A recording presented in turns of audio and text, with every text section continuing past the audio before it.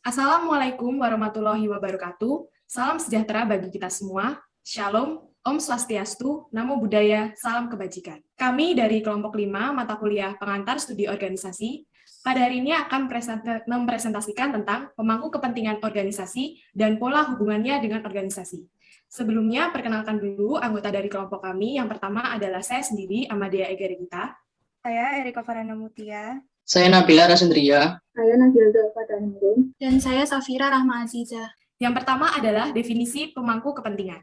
Pemangku kepentingan atau stakeholders adalah kelompok atau individu yang memiliki kepentingan terhadap suatu sumber daya tertentu.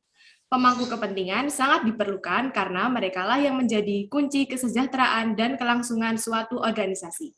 Pemangku kepentingan mengurus semua pihak yang berkaitan dengan pengelolaan sumber daya.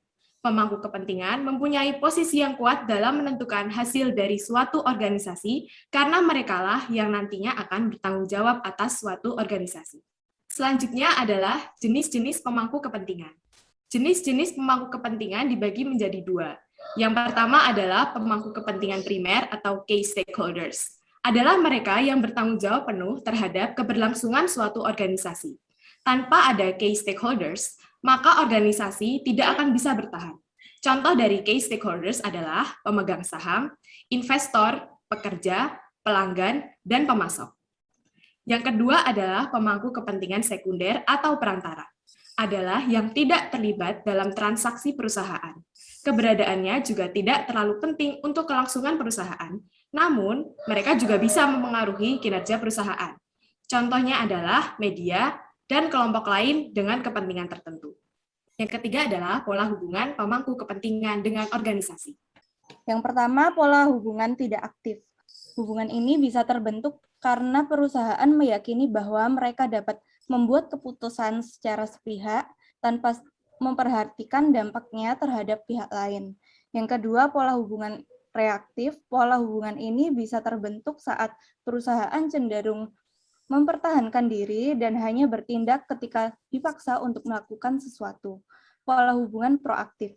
Pola hubungan ini bisa terbentuk saat suatu perusahaan cenderung berusaha untuk mengantisipasi kepentingan-kepentingan para stakeholders.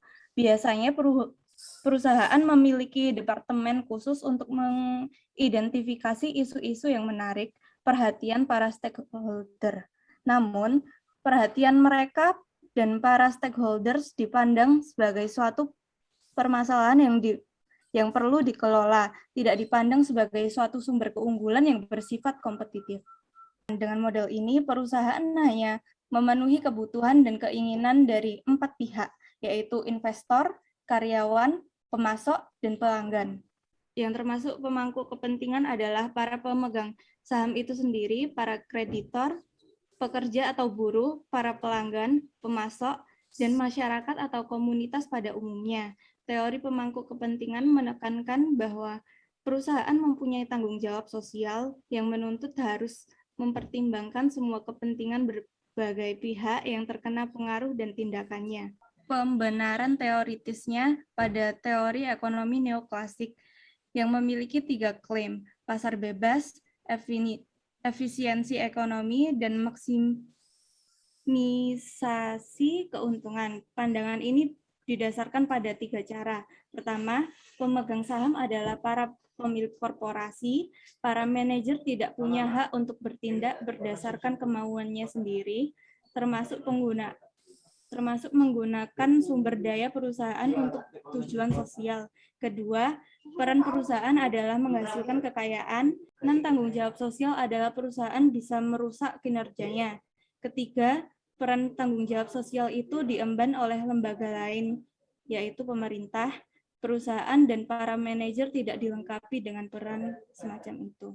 Teori pemangku kepentingan dapat digunakan dalam 3 cara, yaitu cara deskriptif atau empiris, di mana teori ini digunakan untuk menggambarkan dan kadang menjelaskan karakteristik dan perilaku spesifik korporasi. Sifat pendekatan ini adalah deskriptif. Yang kedua, cara instrumental, di mana teori ini digunakan untuk mengidentifikasi kaitannya atau kurangnya koneksi antar manajemen pemangku kepentingan dan pencapaian sasaran korporasi tradisional.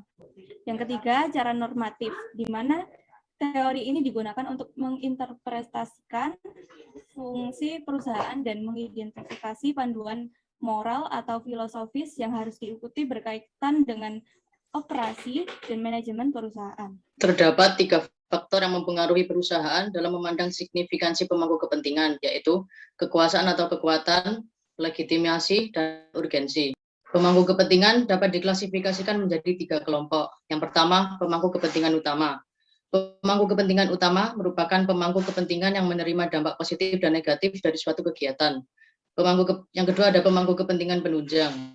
Pemangku kepentingan penunjang merupakan perantara yang membantu proses penyampaian kegiatan. Dan yang terakhir ada pemangku kepentingan kunci, yaitu yang mempunyai pengaruh kuat atau penting terkait dengan masalah, kebutuhan, dan perhatian terhadap kelancaran kegiatan. Bagian pemangku kepentingan.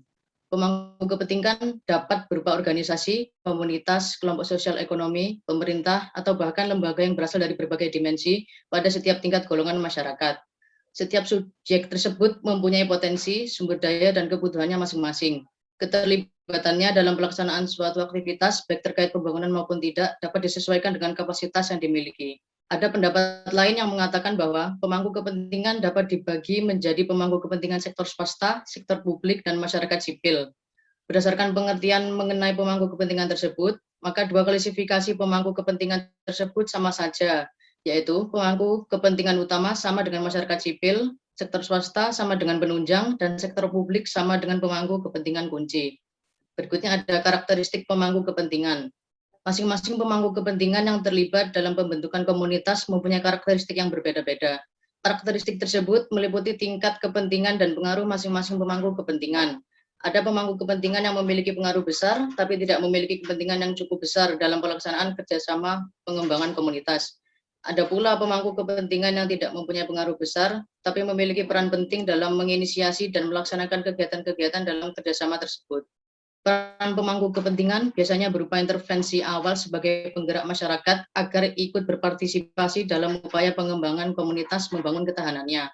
Intervensi dari luar komunitas dapat mendorong tumbuhnya perubahan dan pembaharuan dalam pengembangan komunitas. Namun, intervensi dari pemangku kepentingan juga dapat memberikan dampak negatif. Hal tersebut tergantung pada bagaimana intervensi yang dilakukan dalam komunitas tersebut. Peran pemangku kepentingan seperti pemerintah dan swasta hanya sebagai pendamping, pembina, dan pengawas berjalannya kegiatan dalam komunitas. Batasan peran perlu ditegaskan sehingga masyarakat dalam suatu komunitas tidak terus-menerus bergantung pada bantuan pemangku kepentingan lain. Peran pemangku kepentingan diperlukan hingga terbentuk komunitas yang kokoh dan madani. Dengan demikian, komunitas telah dapat mengaktualisasi potensi yang dimiliki dan mempunyai akses terhadap pembangunan.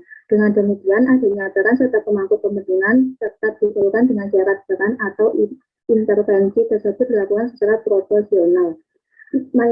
Michelle Porter sebagai seorang tokoh terkenal pada strategi bisnis dan daya saing memperkenalkan konsep menciptakan nilai bersama dalam rangka memberikan jalan inovasi bagi praktisi secara keberlanjutan. Menciptakan nilai bersama dikemas ulang dari prinsip-prinsip keberlanjutan di mana peran dan keterlibatan pemangku kepentingan dalam membangun nilai-nilai bersama sangat penting dalam membangun produk dan inovasi daya saing dalam pasar yang sangat kompetitif.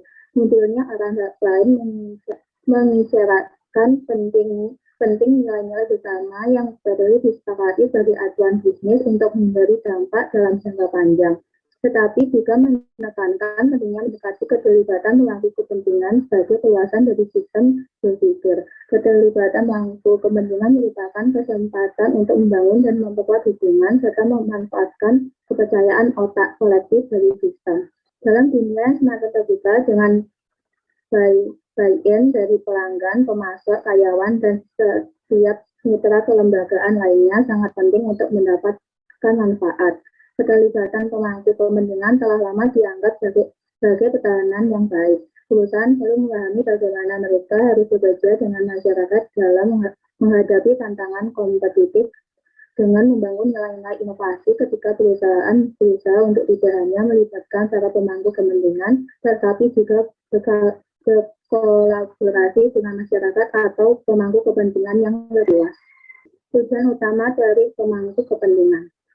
Tujuan utama dari pemangku kepentingan adalah untuk membantu manajer kooperasi mengerti lingkungan stakeholder mereka dan melakukan pengelolaan dengan lebih efektif di lingkungan perusahaan mereka.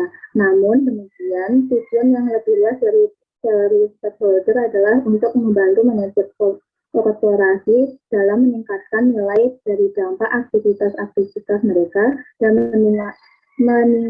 melakukan kerugian bagi stakeholder. Pada kenyataannya, inti keseluruhan dari stakeholder terletak pada apa yang akan terjadi ketika korporasi dan stakeholder menjalankan hubungan mereka. Informasi yang harus didapatkan oleh stakeholder. Informasi yang harus didapatkan oleh stakeholder adalah intelektual kapital. Kepemilikan serta pemanfaatan sumber daya intelektual kapital memungkinkan perusahaan mencapai keunggulan bersaing dan meningkatkan nilai tambah atau value add. Salah satu keunggulan IT adalah sebagai alat untuk menentukan nilai perusahaan. Oleh karena itu, intelektual kapital diyakini memegang peranan penting dalam meningkatkan nilai perusahaan di mata pasar. Nilai perusahaan dapat meningkat apabila kekayaan intelektual yang dimiliki perusahaan dikelola dengan baik. Kinerja keuangan perusahaan yang dapat dilihat dalam laporan keuangan dan analisisnya bertujuan untuk memberikan informasi dalam penilaian masa depan perusahaan. Informasi mengenai sumber daya perusahaan atau aset dan perubahan di dalamnya. Untuk kreditor atau investor, informasi ini dapat berguna untuk dapat menentukan keputusan yang tepat. Dan kemudian dengan sumber-sumber pendanaan yang tepat dan kinerja keuangan yang baik akan menghasilkan nilai perusahaan yang baik pula. Nilai perusahaan yang baik menjadi harapan para stakeholder. Pergeseran paradigma pengelolaan bisnis. Ide di balik TBL ini tak lain adalah adanya pergeseran paradigma pengelolaan bisnis dari stakeholders focus ke stakeholders focus. Dari fokus perolehan laba secara membabi buta menjadi perhatian pada kepentingan pihak-pihak yang terkait atau stakeholder interest, baik langsung maupun tidak langsung dengan perusahaan. Konsekuensinya, peran dunia bisnis semakin signifikan sebagai alat pemberdaya masyarakat dan pelestari lingkungan. Ide TBL sekaligus mencoba menempatkan upaya pemberdayaan masyarakat dan pelestarian lingkungan pada titik sentral dari keseluruhan strategi perusahaan, bukan periferal, bukan tempelan, bukan kosmetik. Konsep bisnis telah mengalami evolusi, di mana nilai-nilai sosial menjadi landasan dalam penetapan berbagai kebijakan, proses hingga hasil yang diperoleh oleh perusahaan. Pertama-tama, ada pembedaan antara konsep kewajiban sosial atau social obligation, tanggung jawab sosial atau social responsibility, dan kepedulian sosial atau social responsiveness. Kewajiban sosial berkaitan dengan perilaku atau kegiatan perusahaan dalam merespon kekuatan pasar atau ketentuan hukum. Kewajiban sosial bersifat preskriptif atau negatif untuk menentukan hal-hal yang dianggap etis tidak boleh dilanggar. Tanggung jawab sosial menuntut adanya kesepadanan antara perilaku perusahaan dengan norma-norma sosial yang berlaku, nilai dan harapan yang diletakkan dalam norma-norma sosial yang berlaku, tindakan perusahaan. Sifatnya adalah preskriptif atau positif yang mengharuskan bertindak untuk kepentingan masyarakat. Kepedulian sosial menekankan bahwa yang penting bukanlah bagaimana sebuah perusahaan harus merespon tekanan sosial, tetapi apa yang seharusnya menjadi peran perusahaan dalam jangka panjang dalam sebuah sistem sosial yang selalu berubah. Dengan demikian, peran perusahaan terhadap masyarakat mencakup tanggung jawab sosial dan kepedulian sosial, sementara kewajiban sosial lebih terkait dengan kinerja ekonomi murni sebuah perusahaan atau bisnis. Kemudian selanjutnya ada konflik kepentingan. Potensi konflik antara pemilik perusahaan dan kreditor. Hal yang paling besar kemungkinan terjadi yakni masalah kepercayaan atau trust. Potensi konflik antara pemilik dan pegawai. Konflik antara pemilik modal dengan pengelola atau manajemen. Selanjutnya ada strategi pengelolaan stakeholder. Strategi pengelolaan stakeholder yaitu ada dua, yaitu strategi aktif dan strategi pasif. Yang pertama, strategi aktif apabila perusahaan berusaha mempengaruhi hubungan organisasinya dengan stakeholder yang dipandang berpengaruh atau penting. Yang kedua, strategi pasif, jika perusahaan cenderung tidak terus-menerus memonitor aktivitas stakeholder dan secara sengaja tidak mencari stakeholder optimal untuk menarik perhatian stakeholder. Sekian dari kelompok kami, kurang lebihnya mohon maaf. Wassalamualaikum warahmatullahi wabarakatuh.